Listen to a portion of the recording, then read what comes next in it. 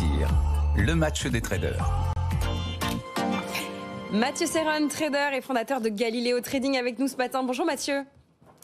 Bonjour à tous. Bon, ça y est, la BCE a fait ses annonces. On a encore quelques heures devant nous avant d'être obsédés par ce que va nous raconter la Fed la semaine prochaine. Que fait-on aujourd'hui? Quels sont les niveaux techniques que vous surveillez? Et comment vous pouvez nous aider à naviguer dans cette journée, nous, investisseurs particuliers, Mathieu? Nous sommes entrés dans une phase qui est très intéressante à travailler dans la mesure où on a une volatilité intraday qui est assez forte. Sur le CAC, nous avons régulièrement des écarts autour de 0,8, 1%. Et pendant ce temps-là, on a une volatilité implicite, donc déduite des options, qui est relativement basse, à un mois autour de 14.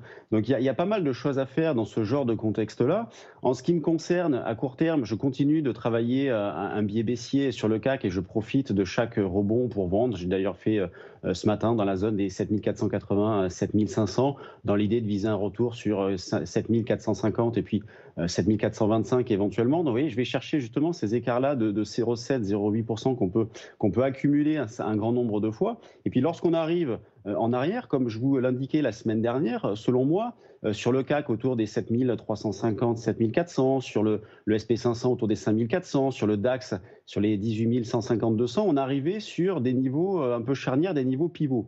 Jusqu'à ces niveaux-là, la tendance de fond haussière n'est pas remise en question. Moi, je considère que si on casse ces niveaux-là, on pourrait avoir un retournement de tendance sur ces indices-là. Pour l'instant, on se maintient au-dessus. D'ailleurs, il suffit de voir ce qu'ont fait les marchés américains cette semaine. C'est assez délirant, notamment mercredi soir, où vous avez un Nasdaq qui a pris 4% entre 18h et 22h, ce qui porte la hausse sur le Nasdaq sur la semaine à 5%. Vous avez Nvidia sur la semaine qui prend 15%. Broadcom, toujours dans les semi-conducteurs, en hausse de 20%.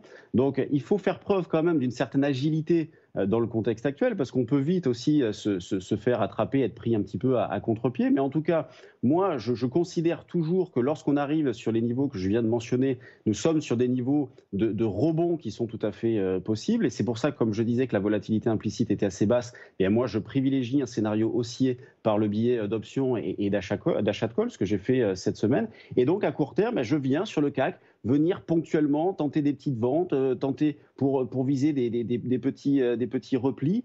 Donc voilà, une phase assez agréable. Sur les actions, c'est toujours des scénarios, des situations un petit peu particulières avec des divergences qui sont très fortes. Vous parlez de Worldline, en effet, on est sur moins 15, moins 20, mais quand on prend du recul, la baisse, elle est gigantesque. Vous avez une autre valeur aussi qui a une configuration inquiétante, c'est Ubisoft dans les jeux vidéo, qui ne cesse de baisser. Donc, il faut pas se tromper. Vous voyez, c'est pour ça qu'en début de semaine, lorsqu'on parlait de valeurs ensemble, je disais qu'il faut aller sur des valeurs qui sont rassurantes et pas forcément aller chercher des valeurs très spéculatives. Je pense qu'il faut continuer dans cet esprit-là, en allant chercher des valeurs défensives, éventuellement en allant chercher des valeurs du luxe qui sont en retard sur des niveaux de rebond possible aussi.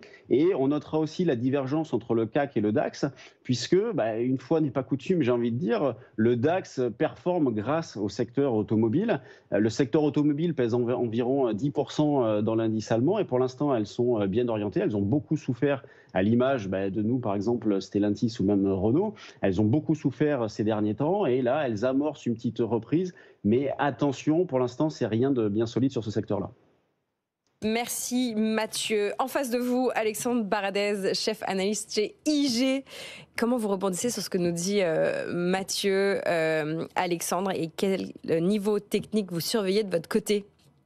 Alors malheureusement, j'ai pas entendu la version de Mathieu, donc je ne pourrais pas rebondir sur ce qu'il vient de dire, mais je peux quand même vous donner mon avis sur la trajectoire du CAC 40. C'est vrai qu'on a dans une zone un petit peu d'observation, on le sent bien là depuis quelques heures, où on a un CAC 40 qui globalement, je dirais, prend quand même plutôt bien ce qui s'est dit, ce qui s'est passé hier au niveau de la Banque centrale européenne, une baisse de taux qui était attendue, c'est pas une surprise. On a des baisses de taux très probablement qui interviendront d'ici la fin de l'année, parce qu'on sent bien que la Banque centrale européenne cherche là clairement à préserver la croissance qui est faible en zone euro.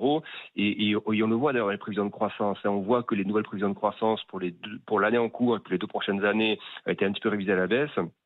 Et alors même que les prévisions d'inflation sous-jacentes ont été un petit peu rehaussées sur la même période. Ce qui veut dire quoi? Ce qui veut dire qu'on n'a pas senti malgré ça une Christine Lagarde particulièrement offensive sur la question de l'inflation. On sent bien que même si l'inflation sous-jacente est encore assez loin de l'objectif finalement, à 2,8%, ben, c'est pas 2%, mais on sent bien que les messages délivrés par la BCE sont plutôt orientés sur la volonté finalement de bien maintenir la croissance et d'éviter tout simplement de faire tomber la zone euro en récession. Donc je dirais que le marché navigue un peu là-dedans, mais j'ai toujours l'impression, si vous voulez, depuis hier, on a peu des mouvements très significatifs sur les marchés.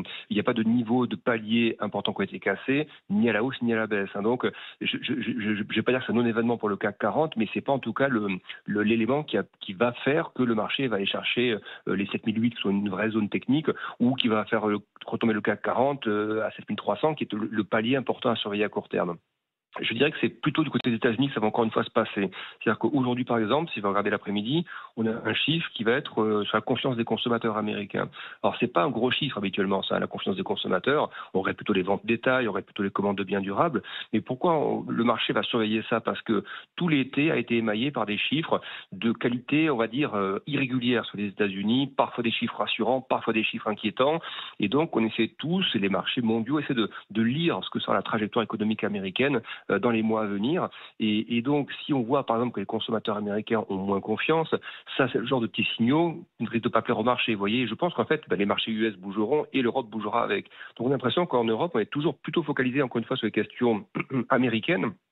Parce que justement, on n'attend pas de surprise incroyable en zone euro, on a une trajectoire économique qui est plutôt molle, on n'attend pas de réaccélération ou de décélération forte, alors que l'incertitude plane quand même plutôt sur la trajectoire économique américaine, combien de baisses de taux la semaine prochaine pour la Fed, vous voyez, c'est ce genre de choses que le marché est vraiment en train de surveiller. Donc moi, je ne veux pas être très original, mais j'ai réitéré un peu les mêmes propos qu'il y a quelques jours.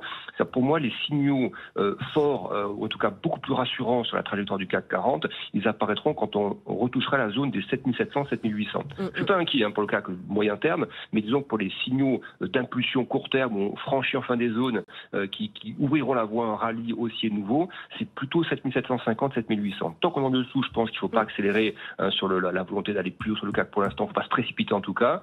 Et les zones de vulnérabilité, actuellement on est sur des entre-deux, la vulnérabilité c'est 7320, 7330, voilà. Là on a 7460, si vous voyez dans les heures qui viennent, jours qui viennent, on retombe à 7300 parce qu'il y a un chiffre américain qui déçoit, parce qu'il y a un truc sur la Chine qui déçoit, vous voyez, ou en Europe qui déçoit, le 7300 retesté une nouvelle fois, je pense en revanche qu'il sera cassé par le marché pour revisiter les 7000 points. Oui, donc c'est ça pour moi les zones d'intervention. Tant qu'on est entre ces deux zones-là, il n'y a pas grand-chose, je trouve, à travailler d'un point de vue court terme sur le marché pour l'instant. Compris. Merci beaucoup Alexandre Baradez de chez IG.